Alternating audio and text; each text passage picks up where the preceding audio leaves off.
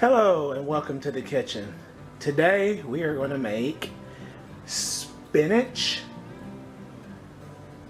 shrimp, and rice.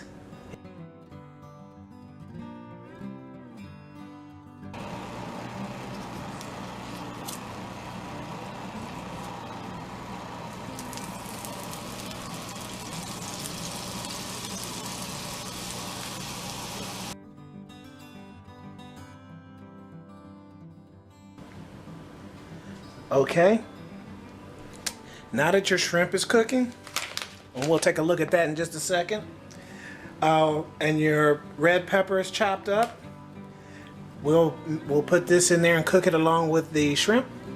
And then while that's cooking, let's get started on the rice. Just follow your instructions on the back and you should be fine. Okay, let's get the rice started. Let's get that cooked in, and then we'll take a look at the cast iron skillet and see what's happening. Okay, so we're cooking the shrimp and the red peppers there until shrimp is pink. It's pretty much done. We'll let some of that water evaporate out. Cook it a little bit more. And then what we'll do, while this is happening, we'll add the spinach to the rice. And then we'll bring it all together.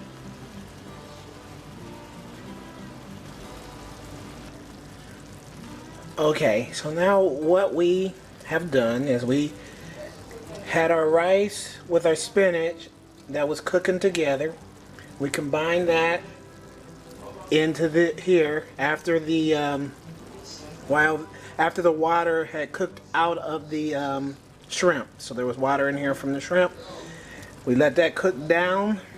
Then we mixed the rice that had the spinach in it, that also had the garlic in it, and then also had the butter in it.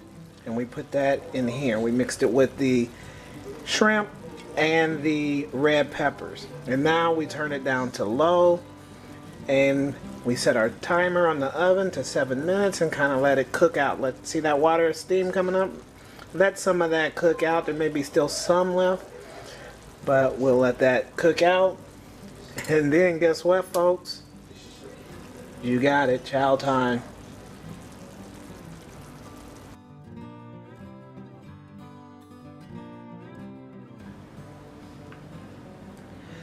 Well, there you go. Dinner, or in this case lunch, is finally done. We have some crackers. You have your rice, shrimp, spinach, and you have some oven baked veggies. These crackers are healthy crackers. Got them from Kroger's.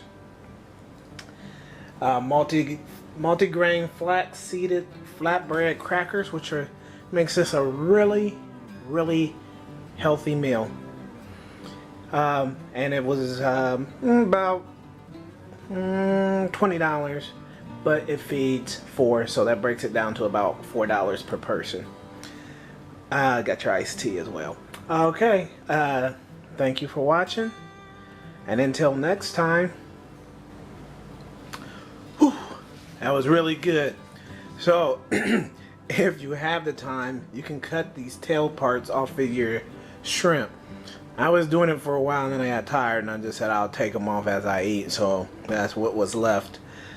But that was good. I'm telling you, I don't know if I've had anything better tasting than that. At least today anyway. Yeah, until next time.